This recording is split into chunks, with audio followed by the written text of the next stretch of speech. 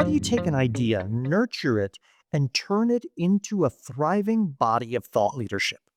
Dr. Ruth Gotian, expert in mentoring and high achievement, has done just that, translating deep academic research into practical insights that help individuals and organizations succeed. In today's conversation, we unpack the essential role of mentorship, the power of persistence, and how embracing the habits of high achievers can transform your career. I'm Bill Sherman, and you're listening to Leveraging Thought Leadership. Ready? Let's begin. Welcome to the show, Ruth. Thank you, and greetings from New York City. Good to have you here. I want to start with a question based on a story that you told me a while ago that I think most people don't get asked early on, but you did. You were asked in grad school about your thought leadership. How did that come about? What was the question that was asked? Yeah, so I was 43 when I decided to go back to school and get my doctorate. And I was doing it while working full time and raising my family and having an insane commute of an hour and a half each way. And in between classes one day in the hallway by one of our multipurpose rooms, and a classmate asked me, "So, what are you going to do when you finish your doctorate?" And I was so focused on just getting through the day that I hadn't even thought of a few years in advance when I would finish the doctorate. And he said to me, "Well, what are you a thought leader in?" And my response was, "What's a thought leader?" And he responded with, "What are you uniquely qualified to talk about? What do you have expertise in that other people come to you for?" And I said, "Whoa, this I know about." And that was the beginning of the journey. So let's stay in that moment. How did you respond to that question after you got the definition? Did you have a moment of clarity as to what your area of expertise and thought leadership would be? Or did you have to sort of receive that question and process it? Well, the good thing about getting your doctorate is you have to hyper niche on a topic and a population. So I was studying success and I was studying extreme high achievers. At that point, I was studying what are called physician scientists, those who have the MD and do research simultaneously. So I knew I was studying success and I knew I was studying high achievers. I wasn't quite so sure what I would do with it yet, because again, my goal was just to finish this doctorate. But once that seed was planted in my head, it took root and it's still there. It is stuck in there and it's growing and growing and growing because you know what? There's always more to do. And there are always people who I have now learned want to hear about that thought leadership, about success and high achievers and how we can all become one. Because I believe we can. And I think that's a foundational question, right? It is not what is the world as it is in terms of were you born with the right set of genes? But like you said, everyone can adopt elements of these high achievers and success. And that's a message that has appealed in different ways to different audiences. If I go back to Stephen Covey, Seven Habits of Highly Effective People, it wasn't seven habits of people who were born highly successful, right? That's right. In fact, most of them were not born with a silver spoon in their mouth. They learned through a lot of trial and error. Look, one of the people who I interviewed was Apollo Ono, the most decorated Winter Olympian. He was raised by a single dad. He started in different sports. He was athletic, but he was actually a swimmer first. But he didn't love it. And it took him a while to figure out what it is that he loved. And ultimately, once he did it, he doubled down on it. You could be born with all the talents in the world, But if you don't use them and use them for good, you might as well just be binging Netflix on your couch. So the question is, how do you identify what your superpowers are, and then how do you leverage them for good?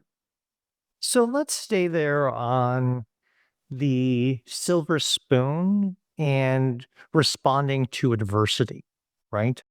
So you've shared with me a story of someone who became very successful in the astronaut corps, even though at the start you wouldn't have predicted it.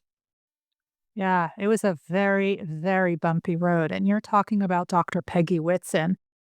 This is an incredible story. And I hope anyone who's listening and multitasking will pause and focus on this story because I think this could be a launching pad for everyone.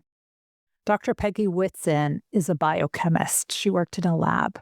Now, not everyone who works in NASA is an astronaut, and she worked in NASA as a biochemist. And she would see the astronauts coming in and coming out, and she was actually a trained pilot. And she said, I want to be an astronaut. And once they started letting women become astronauts, she applied and she was rejected. And she applied again and she was rejected. And she applied again and was rejected. Now, Bill, I don't know about you, but I would not apply for the same job over and over again if I was rejected. But Dr. Peggy Whitson applied for this one job that she wanted to become an astronaut over and over and over again for 10 years, a full decade. A full decade she applied for the same job. Well, ultimately, she got accepted. She became an astronaut. She spent more days in space than any American astronaut of any gender. She also became the first female commander of the International Space Station, a role she held twice.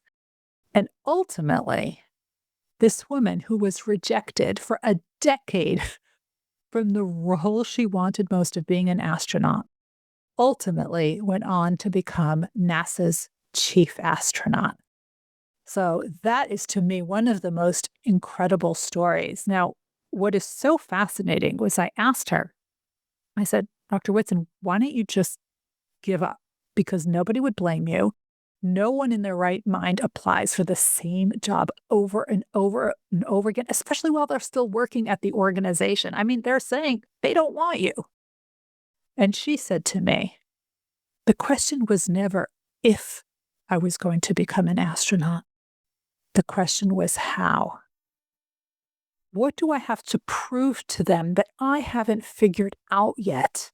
Because I need to show them what they're looking for and I need to figure out what that is. So she said, challenge accepted. And off she went. That's a fantastic story.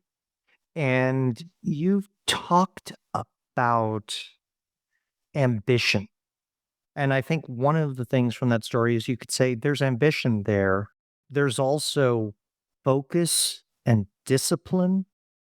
But you talk about planting ambition. What does that mean? Look, planting ambition is when there's a mentor there who puts an idea into your head and now you can't get rid of it. The ambition at its core is there and they help to propel it forward. And I think that's so critical. And we all need people like that in our lives. We have it, but somebody needs to get that lighter fluid out there and really push it forward. So, to borrow a mythological or quasi mythological example, to be a Johnny Appleseed of ambition, right? That's right.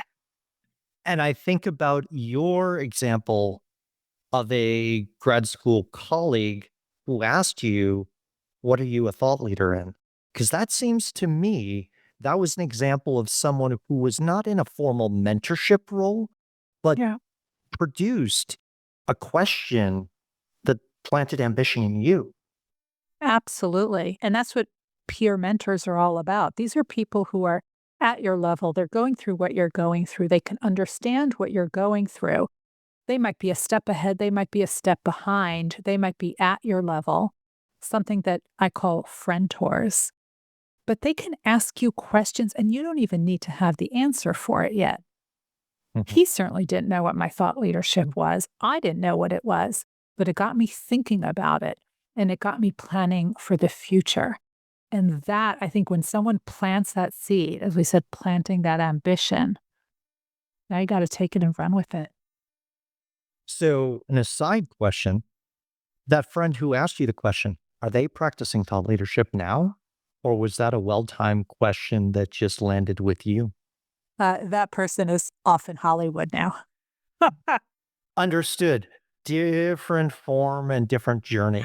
Yes. So let's talk about your journey of thought leadership, right? Yeah. So let's talk about the process of book writing, because that's how you and I started talking. Getting that first chapter written was a bit of a challenge, wasn't it? Yes. That was for the book, The Success Factor. That first chapter was rejected by my editor 3 times. 3 times. That is, talk about a slap in the face. Now, look, I'm an academic, I'm used to rejections, and this stung because usually I take the rejection, I take the notes, I'm able to fix it. But getting rejected over and over again, I said, I'm never going to get this book done if I can't get chapter one done. What I had quickly learned was that I was writing like an academic. Nobody wants to read that. And the editor said to me, your superpower is translating academic theory into action that every person can use. Write that. And I did. And I spoke with a friend of mine, I guess you can say another friend who recently published a book. And I was whining to him how chapter one was rejected 3 times. I'm never going to finish the book. And what do I do? And he said to me, well, what chapters are you most excited about?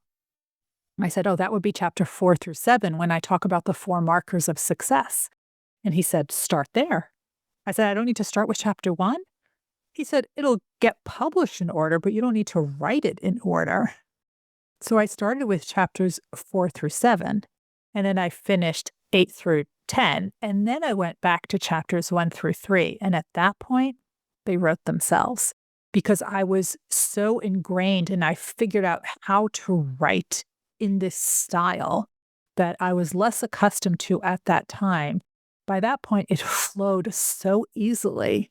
And I said, oh, this really is my superpower to make this translation. And I was excited about it. And once I wrote it, I couldn't write it in any other way, which is why I started after that, publishing in so many lay journals such as Harvard Business Review and Fast Company, because I realized nobody was translating this academic research into actionable tips that people can understand and use immediately. And there's several things there. I listened to you through this conversation, and your area of professional or areas of professional interest. What drives success? How does mentoring work? These are things that you have studied, that you've written and published on.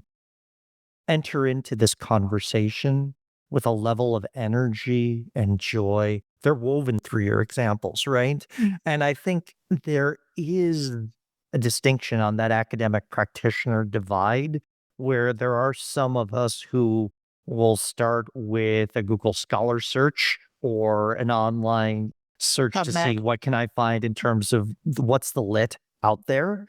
But most people don't get excited by reading methodology sections. Most people want to know, I have 15, 20 minutes. What's something that I can digest and start applying? And academic writing is not written for that audience. Nope. Nope. I don't know how many academics are listening, but you always know an academic, when we give an academic talk, the people in the audience are quickly looking on their phone to look at the academic papers the speaker has written. Mm-hmm. That happen you see that on the phone. Everyone's just scrolling, right? And you need to have that in order to have that credibility. But at the end of the day, so many people who I talk to are everyday people who are not reading academic literature, and they want to understand, how can I elevate my success? How can I be a better mentor? How can I be a better mentee?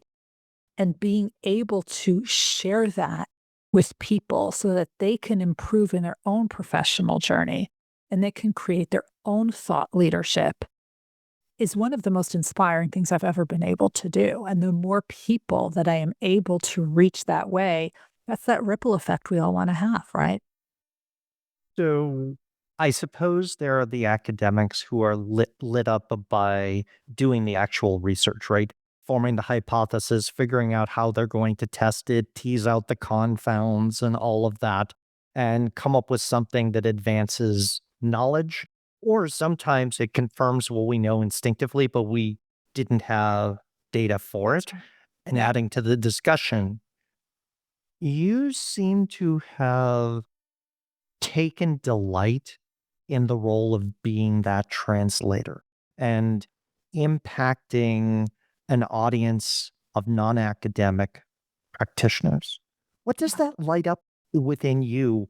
Why does that, get you excited to, Yeah. work on the book or give another talk or do a podcast interview? What fuels you? Well, I don't believe anybody wakes up in the morning aiming to be average. I think people want to succeed, but have never been given the tools how to do so, the process how to do so. And I've done this research, I have figured it out by interviewing. I do qualitative research. So by researching Nobel Prize winners and astronauts and Olympians and NBA champions, and I figured it out, which means I can now teach it to others. Look, just this morning on my commute, I was talking to a two-time Olympian, and he just won an individual bronze medal at the Paris Olympics in August.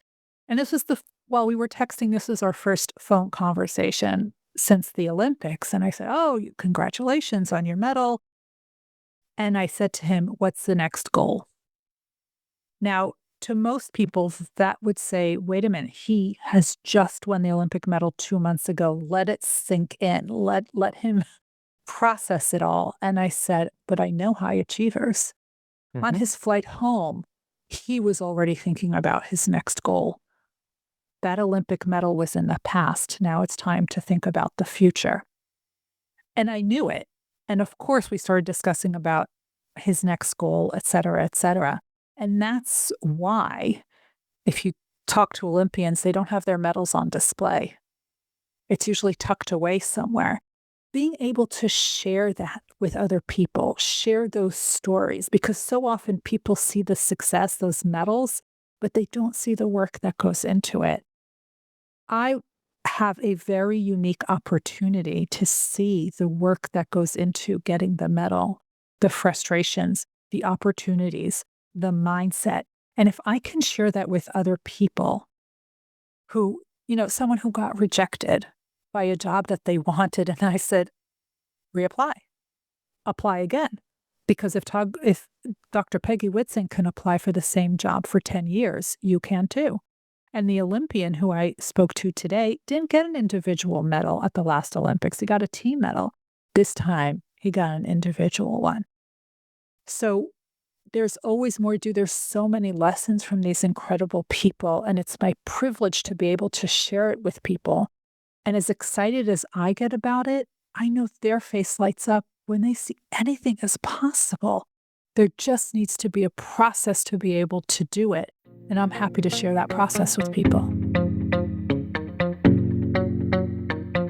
If you're enjoying this episode of Leveraging Thought Leadership, please make sure to subscribe.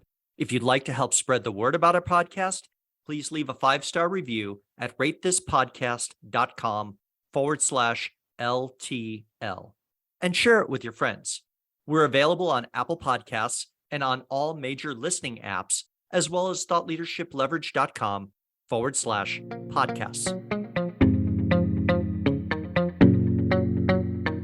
That's a beautiful answer, Ruth. And as I was thinking about that, in the journey of thought leadership, there are few competitions that are as clearly defined as the Olympics or as clearly defined as a appointment to be the commander of a space station, right?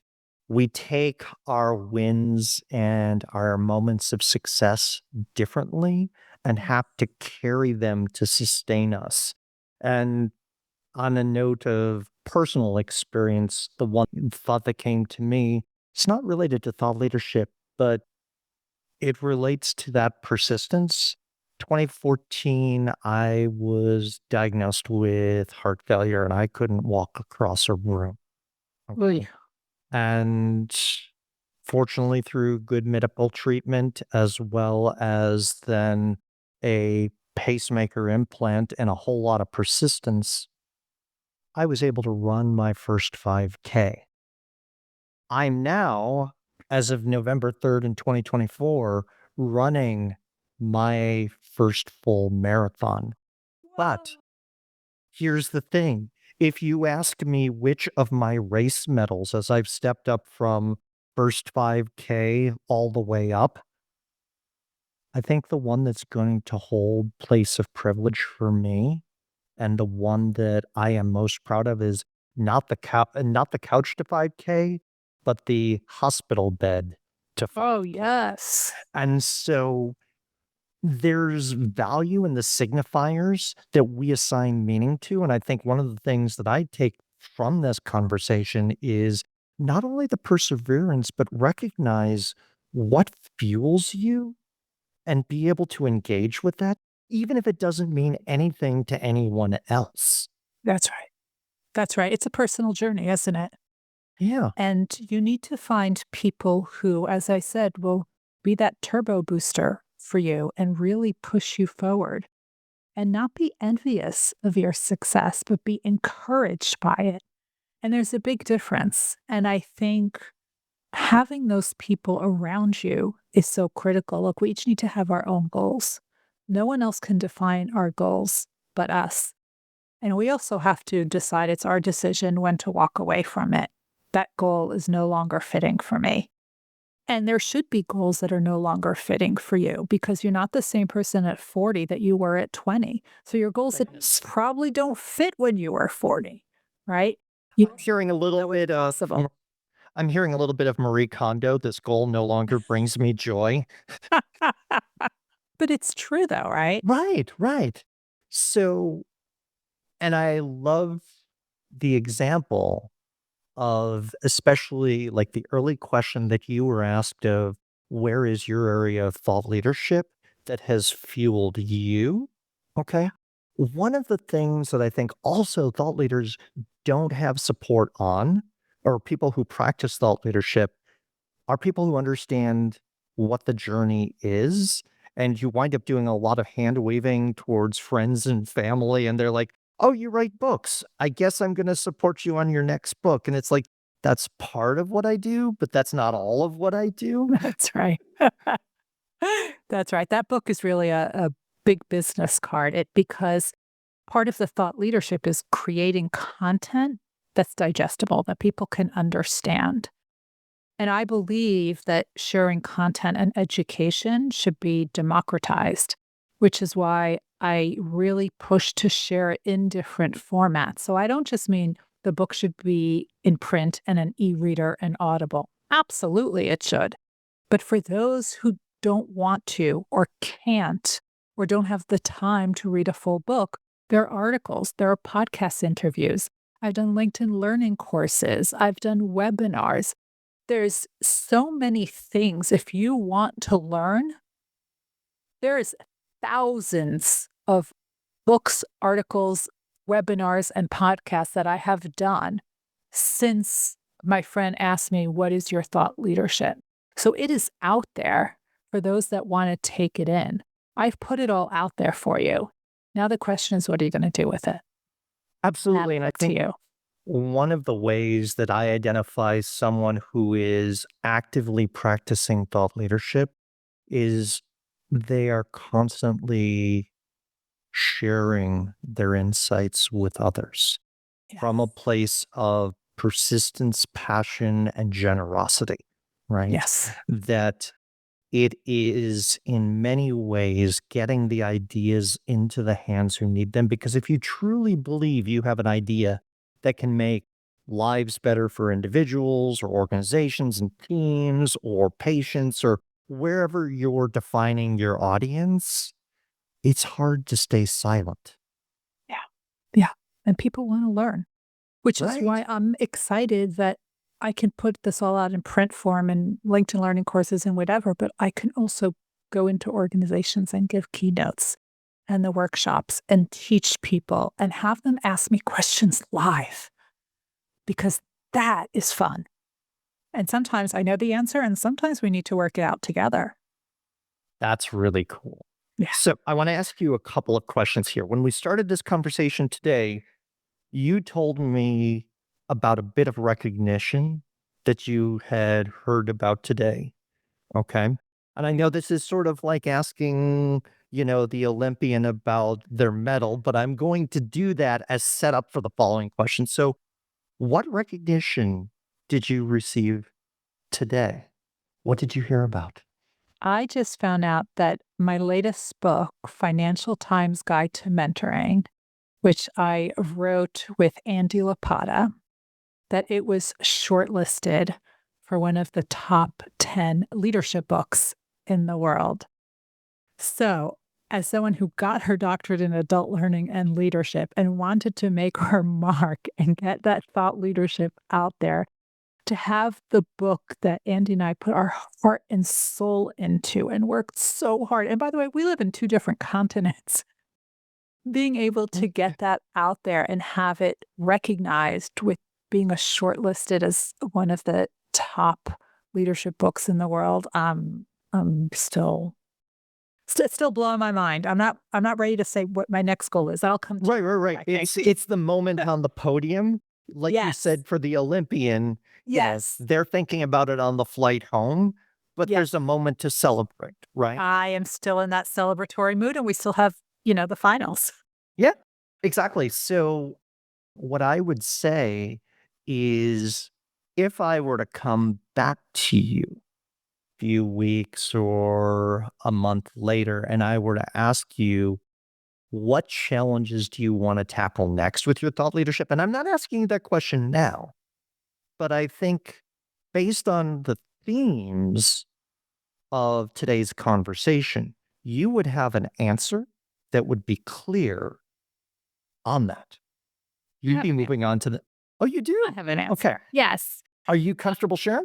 Sure. So, 2 things. One, I don't know if there's gonna be video here, but for those who are watching, you see all those Post-it notes behind me. Mm-hmm. Those are all articles that are in progress. So, definitely doing more of those. And I think I have been getting many requests not only for more books, but also courses around the ideas in the book. So I'm beginning to think about how to develop that. So, one of the challenges with the practice of thought leadership is you reach a point where you get more inbound requests for Mhm. your insight and time Yeah. than there is of you, right? Yeah. In some ways, it's sort of like grad school. How do you sort and prioritize? How are you determining how you can make the most impact and where you put your time, energy, and passion? Look, my mentor told me 6 words that changed my life. He said, do something important, not just interesting. Because when you do something important, you're looking at it in a way that other people have not looked at. And when I interviewed Dr. Tony Fauci, who led the COVID response here in the United States, I asked him, I said, how do you pick which infectious disease to pursue? I mean, there's so many. And he said, I do what's important, not just interesting. Because when it's important, you can positively impact millions of people you will never have the opportunity to meet. And that has sort of been my guiding light. Do something important, not just interesting. One of the reasons that I'm able to put out all this content is when somebody asks me for something, I can't have a half-hour conversation with every person who requests it. But if they have a question about something, I can send them the article. And that really helps. And I think for speaking opportunities, it's good that I have an agent. So that helps with that. So, couple of questions as we begin to wrap up here. The first thing I want to do is offer you an opportunity based on your work, your research, knowing that many people who are in our audience are practitioners of thought leadership. Yeah. What advice would you share either around success or mentoring? And think of this as sort of a meta important, because Mhm. the way I look at it is, and this is pretty much aligned with my career and work, the more I help people who have good ideas get them out into the world effectively, the more Mhm. impact I'm able to make, even if it's not my idea. So, Definitely. what advice would you give to those practitioners to do the important things and create impact based on your research? So I think you need to surround yourself with a team of mentors who believe in you more than you believe in yourself. And by reaching out to those people when you have an idea, so as a litmus test, will this work? Will this not work? What are the challenges? What are the opportunities? What am I not thinking of? That'll present opportunities to you and open doors that you hadn't even considered. Because now your mentor knows that you're interested in something and they say, "Oh, well, I think you should speak with Jane. Let me make that introduction. You didn't even know Jane existed before." So this creates opportunity. This creates this movement for you. And I think that'll be incredibly helpful. And you know what? Astronauts, Nobel Prize winners, Olympians, NBA champions, they all surround themselves with a team of mentors. And if it's good enough for them, it should be critical for us as we are trying to advance and move forward as well. That's a beautiful answer. My last question for you is one that I want to ask around: whose work do you follow in thought leadership that you think more people should be aware of? So, this is a chance to give a shout out to someone's insights and research that light you up, but maybe not have reached the spotlight yet. Well, I think there's so many. With the adult learning, I think you should look up Stephen with a PH, Stephen Brookfield, who is my academic idol. I think when it comes to looking at failure as part of success, obviously, look at Amy Edmondson. And if you want an incredible story, how you take advantage of every opportunity and learn what you can from it and push it forward and move forward, read the autobiography of Dr. Robert Lefkowitz. He won the Nobel Prize in 2012 in chemistry. And fun fact, he shared that Nobel Prize with one of his mentees. And he told me that when I asked him if he was envious to share that Nobel Prize with his mentee, he said, "Are you kidding me, Ruth?" He said, "That is the biggest honor of my life. That's how I measure my success." And we'll leave it there. That I want to thank you, Dr. Ruth Gotian, for joining us today. It has been a wonderful and enlightening conversation. Thank you so much. Okay, you've made it to the end of the episode. And that means you're probably someone deeply interested in thought leadership. Want to learn even more? Here are 3 recommendations. First, check out the back catalog of our podcast episodes. There are a lot of great conversations with people at the top of their game in thought leadership, as well as just starting out. Second, subscribe to our newsletter that talks about the business of thought leadership. And finally, feel free to reach out to me. My day job is helping people with big insights take them to scale through the practice of thought leadership.